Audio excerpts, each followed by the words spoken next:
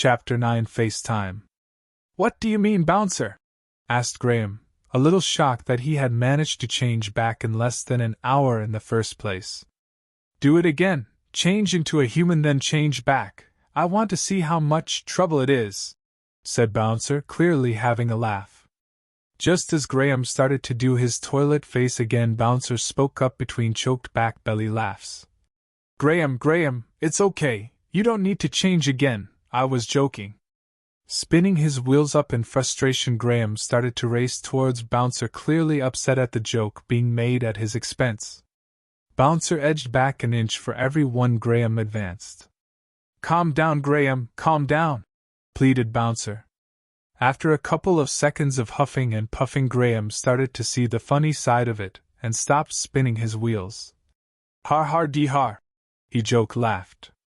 Right, now that's over and done with, I think we should plan this infiltration, suggested Bouncer. Agreed, said Graham. So you like my idea then? Yes, I do, and if you excuse the pun, it definitely has legs. Bouncer laughed out loud again, but this time at himself. After looking at Bouncer for a second or two with a puzzled look on his face, Graham got the joke and laughed along. Yeah, right, got legs, laughed Graham. Bouncer started the planning discussion.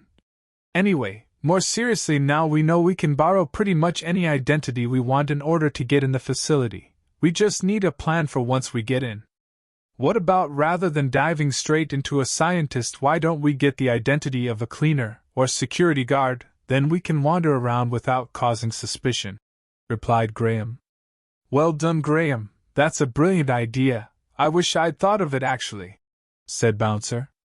Thank you, it seemed to make sense. People are always just walking past janitors and cleaners without a second thought, like they're invisible. We should be able to go anywhere we want, and at all times. Right, then we just need a janitor Patsy then, smiled Bouncer. That afternoon they rolled into the car park near the dumpster and watched people coming and going. Pretty soon they had recognized a couple of people entering and leaving, dumping refuse bags in the dumpsters. Right, then there's our targets, Graham, smiled Bouncer. Defo, Bouncer, do you think you can suss this shifting business out? Asked Graham. Absolutely, Graham. Have we got some clear shots of them? Replied Bouncer. Yup, one thing though, Bouncer? Asked Graham. Yeah, what's that? What are we going to do with the real them while we pretend to be them? Ah, yes, we need to cover that, don't we? How about we tie them up in their houses? Offered Bouncer.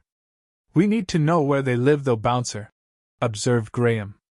I guess we'll have to follow them home then, Graham, said Bouncer. Look who's just decided to leave. Result, said Graham. Stealth operation, here we come.